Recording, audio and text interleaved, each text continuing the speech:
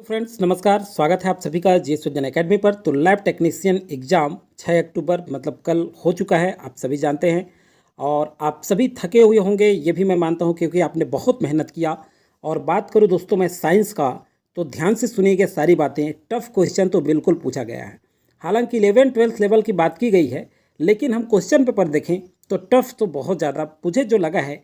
जो question paper आपका model answer बना है हमारे एक्सपर्ट द्वारा, मैं भी उस क्वेश्चन में कुछ क्वेश्चन में मैं भी अध्ययन किया हूँ। तो क्वेश्चन का जो लेवल है, ये जो साइंस का जो लेवल है, मतलब जो 60 क्वेश्चन पूछा गया था वो काफ़ी टफ पूछा गया था। और यहाँ पे चलिए देखते हैं, डीप पूछा गया था।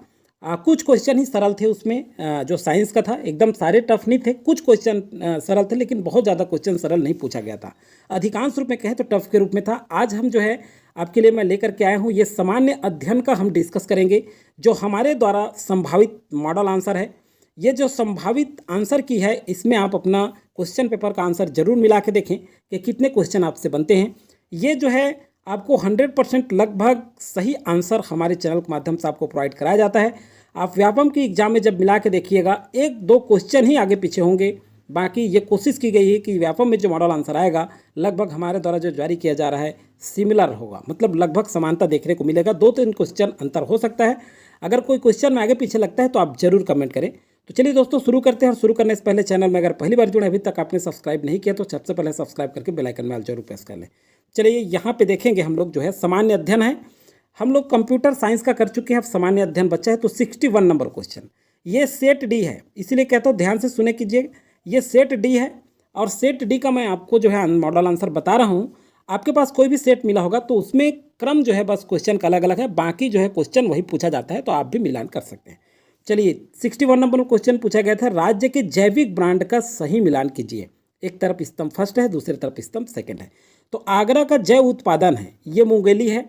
मुंगेली में आरुग जैव, देखिए आरुग जैव जो है ये राजनांदगांव है। और रुद्र ऑर्गेनिक है, ये जो है आपका धमतरी। और मैकल्स नेचर ये कबीरधाम। तो इस तरह से फर्स्ट जो है राइट आंसर होगा 61 का। अगर आपने फर्स्ट ए आंसर लिया है तो बिल्कुल सही आंसर है आपका। अगला क्वेश्चन है, निम्न सुमेलित कीजिए। देखिए साहित्य है, साहित्यकार है और रचना है। तो देखिए ये टिकेंद्र सिंह टिकरिया। तो टिकेंद्र सिंह टिकरिया का क्या है, नाक में चूना। और गिरिवर दास वैष्णव का है छत्तीसगढ़ी सुराज। कोदूराम ललित इनका है कनवा संधि। और महत्तर साहू इनका है कौवा लेगे कान। तो इस तरह से ए जो है राइट आंसर है आपका 62 का। चलिए अगला क्वेश्चन देखते हैं। 62 में ए आपने अगर टिक किया है साहित्यकार रचना से संबंधित, तो आपके राइट आंसर है। अगला है विंता घाटी किस क्षेत्र से संबंधित है, 63 नंबर। तो इसका राइट आंसर बस्तर होगा।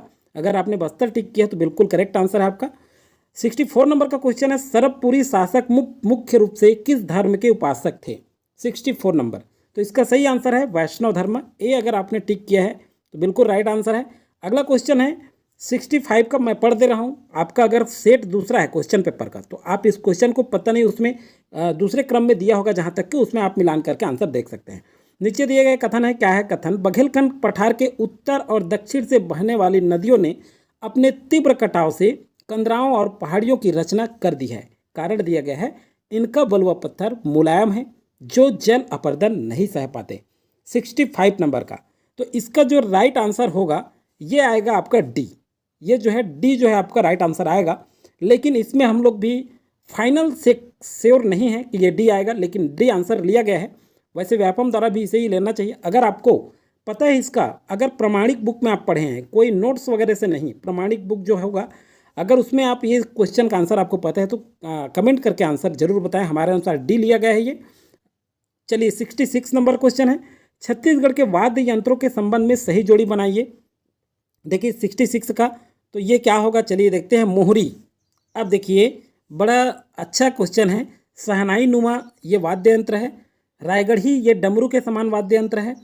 और सी पिट्रोका ये जो है आपके प्याले के समान आकृति वाला वाद्य यंत्र है। तमुरा सूखे लौकी का खोल। तो देखिए डी का 3। इस तरह से बी जो है राइट आंसर होगा आपका। ये जो है देखिए आपके वाद्य यंत्र के साथ संबंध जो पूछा है जोड़ी बनाने के लिए, इसमें बी जो है राइट आंसर होगा 66 का।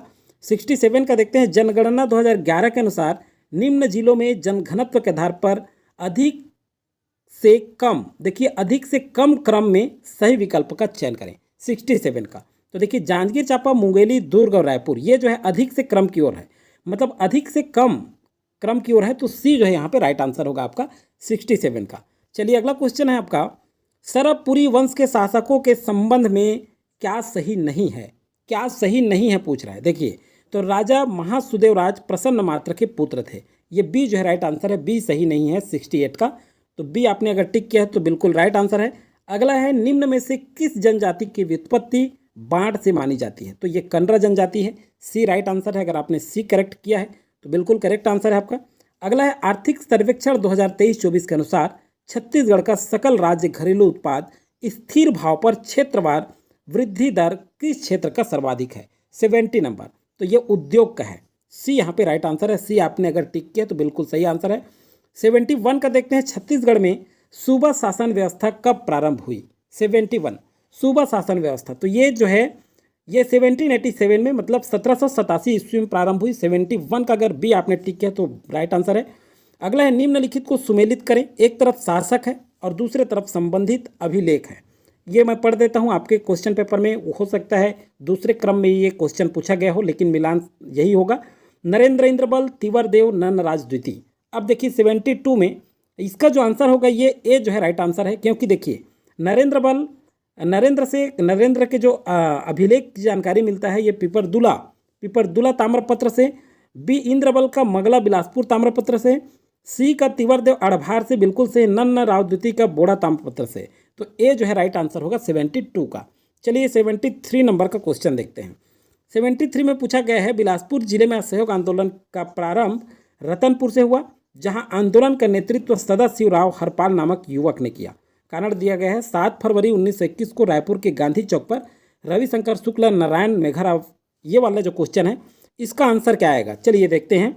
73 नंबर का क्वेश्चन, इसमें एक तो बी आ सकता है, इसमें भी हम थोड़ा सा कंफ्यूज हैं, बी आ सकता है या फिर डी भी आ सकता है, बी और डी दोनों में से एक ऑप्शन आना चाहिए, इसका भी हम श्योर नहीं है। ये दोनों ऑप्शन में से एक आ सकता है, एकदम श्योरली नहीं बता सकते आपको, क्योंकि हमको जो श्योर पता होता है तभी आपको ऑथेंटिक रूप से आंसर बताया जाता है, हमें जब पता नहीं होता तो उस आंसर को हम नहीं बताते। ये जो है हम लोग को अभी तक के थोड़ा सा कन्फ्यूजन क्रिएट है इसमें। अगर आपको पता है, प्रमाणिक बुक में आपने पढ़े होंगे हिंदी ग्रंथ अकादमी वगैरह में, तो आंसर आप जरूर ले सकते हैं, आंसर जरूर बताएं आप लोग। स्वागत है आप सभी का, कमेंट सेक्शन में आप जो है कमेंट करके जरूर बता दें 73 का आंसर। हम बी और डी में श्योर हैं, उसका बी और डी में से आना चाहिए करके। चलिए 74 देखते हैं, निम्न में से किस कलचुरी शासक ने बस्तर के छिंदक नागवंशी शासक सोमेश्वर देव को पराजित कर बंदी बना लिया था, तो इसका राइट आंसर जो होगा ये बी होगा, क्योंकि जाजलदेव प्रथम थे। तो 74 का बी जो है राइट आंसर है। अगर बी आपने टिक किया तो बिल्कुल सही आंसर है। अगला है, 1910 ईस्वी में धमतरी में किसने सार्वजनिक गणेशोत्सव को जन्म दिया, 75 नंबर क्वेश्चन, तो ये जो है यशवंत राव मेघावाले, ये जो है डी आपका राइट आंसर होगा आपके 75 का। इसमें भी थोड़ा सा कन्फ्यूजन है, यशवंत राव मेघावाले ये हमारे अनुसार आना चाहिए। अगर आपको और कुछ पता है तो कमेंट करके इसका भी आंसर आप जरूर दें। वैसे इसका डी आंसर आना चाहिए, हमारे द्वारा डी लिया गया है इसका 75 का। अगला है, छत्तीसगढ़ के किस जिले में दगोरी औद्योगिक केंद्र स्थित है, 76 नंबर, तो ये बिलासपुर में स्थित है दगोरी, तो सी जो है बिल्कुल राइट आंसर है यहाँ पे। 77 का, कलेक्टर किस संहिता में परिभाषित किया गया है, देखिए कलेक्टर किस संहिता में परिभाषित किया गया है, 77 नंबर का।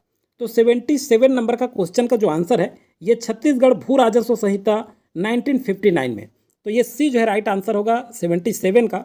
78 नंबर क्वेश्चन देखते हैं, चलिए 78 नंबर क्वेश्चन यहाँ पे देखिए, औद्योगिक क्षेत्र एवं जिले में कौन सी जोड़ी सुमेलित नहीं है। देखिए सुमेलित कौन सा नहीं है, तो सिलतरा रायपुर में है, ये तो सुमेलित है, सिरगिट्टी बिलासपुर में है और बुरई दुर्ग में, ये तीनों सुमेलित है। अंजनी रायगढ़ में नहीं है, क्योंकि अंजनी जहाँ तक कि दुर्ग में है, तो डी जो है राइट आंसर होगा आपका 78 का डी ऑप्शन आपने टिक किया, बिल्कुल सही है।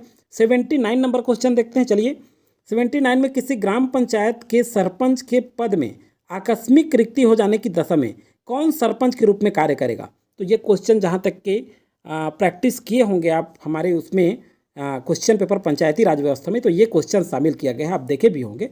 तो ये क्वेश्चन का आंसर है ए, उप सरपंच संचालित करता है, 79 का बी जो है राइट आंसर है।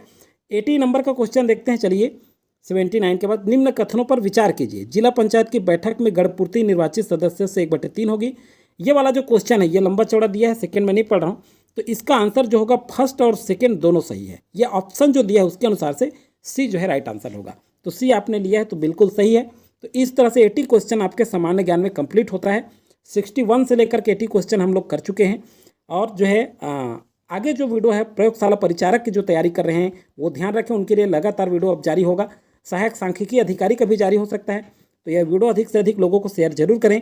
कुछ वीडियो में जो है दोस्तों जल्दी में बहुत मेहनत करने के बाद मेरा कुछ गलतियाँ हो जाती हैं आंसर बताने में, उसे आप नज़रअंदाज करें, करेक्ट करके बताएं, क्योंकि बहुत मेहनत करने के बाद टिक लगाने में आंसर तो मैं सही निकालता हूँ, बाकी आपको करेक्ट कराते समय प्रैक्टिस सेट में कभी कभी आंसर ए भी ऐसा हो जाता है, उसे आप ज़्यादा ध्यान ना दें। आप कमेंट करके जरूर कर लें, क्योंकि अगले वीडियो में भी वो जो गलती रहता है उसको सुधार दिया जाता है। तो चलिए दोस्तों, आप सभी को बहुत बहुत शुभकामनाएं। जल्द ही कट ऑफ भी बताया जाएगा आपको कि कट ऑफ क्या होगा आपका, ये भी आपको जल्द ही वीडियो प्रोवाइड होगा। आज की वीडियो में फिलहाल इतना ही। आप सभी को शुभकामनाओं के साथ विदा लेते हैं इस वीडियो से।